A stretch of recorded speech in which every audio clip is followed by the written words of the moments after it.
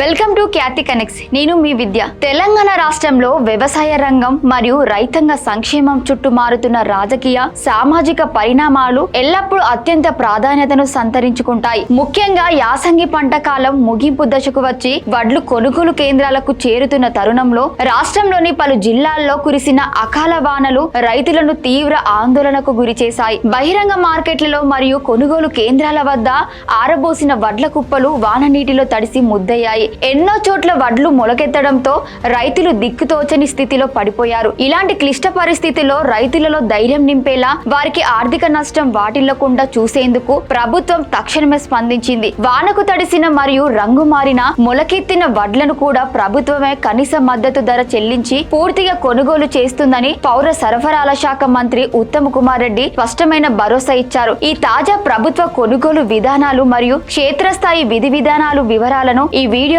మనం లోతుగా పరిశీలిద్దాం.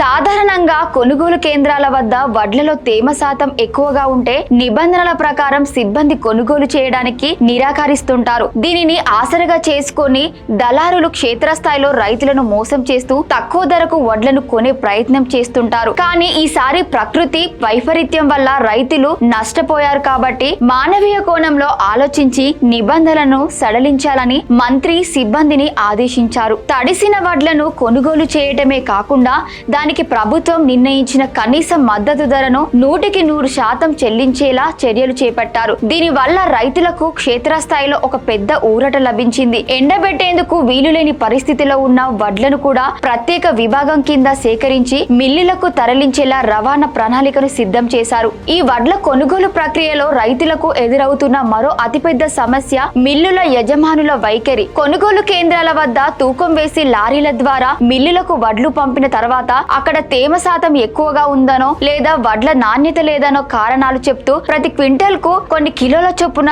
తరుగు పేరుతో కోతలు విధిస్తుంటారు. దీనివల్ల కొనుగోలు కేంద్రాల్లో బస్తాకు సరిపడ బరువు ఉన్న మిల్లుకు వెళ్లేసరికి రైతు అదనంగా నష్టపోవాల్సి వస్తుంది. ఈ దోపిడీని అరికట్టేందుకు మంత్రి ఉత్తమ్ కుమార్ రెడ్డి మిల్లుల యజమానులకు అత్యంత కఠినమైన హెచ్చరికలు జారీ చేశారు. కొనుగోలు కేంద్రాలలో తూకం వేసిన బరువు ప్రకారమే మిల్లులలో కూడా వడ్లను దించుకోవాలి. తరుగు పేరుతో 1 కిలో కూడా కోత విధించడానికి వీల్లేదని స్పష్టం చేశారు. ఒకవేళ ఏ మిల్లు యజమాని అయినా నిబంధనలు ఉల్లంఘించి రైతులను ఇబ్బంది పెడితే వారిపై కఠినమైన చట్టపరమైన కేసులు నమోదు చేయాలని పౌర సరఫరాల మరియు రవాణా శాఖ సిబ్బందిని ఆదేశించారు. కొనుగోలు కేంద్రాల వద్ద వడ్ల కుప్పలు పేరుకుపోవడానికి తద్వారా వానకు తడిసిపోవడానికి ప్రధాన కారణం సకాలంలో లారీలు అందుబాటులో లేకపోవడమే. ఈ రవాణా లోపాలను సరిదిద్దేందుకు రవాణా శాఖ ప్రత్యేక కసరత్తు ప్రారంభించింది. కొనుగోలు కేంద్రాల నుండి మిల్లులకు వడ్లను వేగంగా తరలించేందుకు వీలుగా అదనపు లారీలను రంగంలోకి దించారు. ప్రతి జిల్లా పరిపాలకుడు ఆధ్వర్యంలో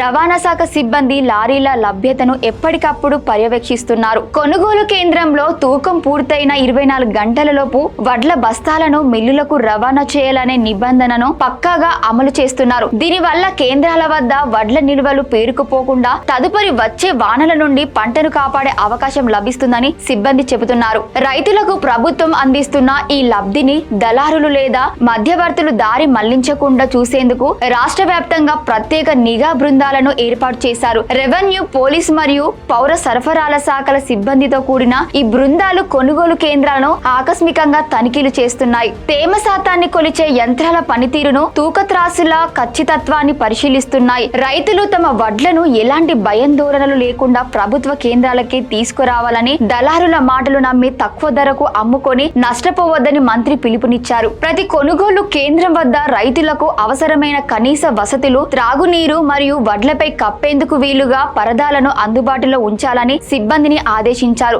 అకాల వానల వల్ల దెబ్బతిన్న తడిసిన వడ్లకు కనీస మద్దతు ధర కల్పిస్తూ మంత్రి ఉత్తమ్ కుమార్ రెడ్డి తీసుకున్న ఈ నిర్ణయం సంక్షోభంలో ఉన్న తెలంగాణ రైతాంగానికి ఒక పెద్ద కొండంత అండగా నిలిచింది. మిల్లుల యజమానుల తరుగు కోతలపై చట్టపరమైన కేసుల హెచ్చరికలు మరియు రవాణా శాఖ యొక్క వేగవంతమైన అడుగులు క్షేత్రస్థాయిలో పారదర్శకతను పెంచుతున్నాయి. రైతులు కూడా సిబ్బంది సూచనలను పాటిస్తూ ప్రభుత్వ కేంద్రాల ద్వారానే తమ పంటను విక్రయించి పూర్తి లబ్ధి పొందాల్సి ఉంటుంది. తడిసిన మరియు మొలకెత్తిన వడ్లకు కూడా కనీస మద్దతు ధర కల్పించాలనే ప్రభుత్వ నిర్ణయంపై మరియు మిల్లుల యజమానుల దోపిడీపై తీసుకుంటున్న కఠిన చర్యలపై మీ అభిప్రాయాన్ని కింద కామెంట్ ద్వారా తెలియజేయండి. ఈ రైతు సంక్షేమ ప్రత్యేక వివేచన వీడియో నచ్చితే లైక్ చేసి గ్రామాల్లోని మన అన్నదాతలందరికీ షేర్ చేయండి. మన ఛానల్ ని సబ్స్క్రైబ్ చేసుకోవడం అస్సలు మర్చిపోకండి. మరో లేటెస్ట్ వ్యవసాయ మరియు రాజకీయ తాజా సమాచారంతో మళ్ళీ కలుద్దాం. జై Hind. Thank you for watching Khyati connects.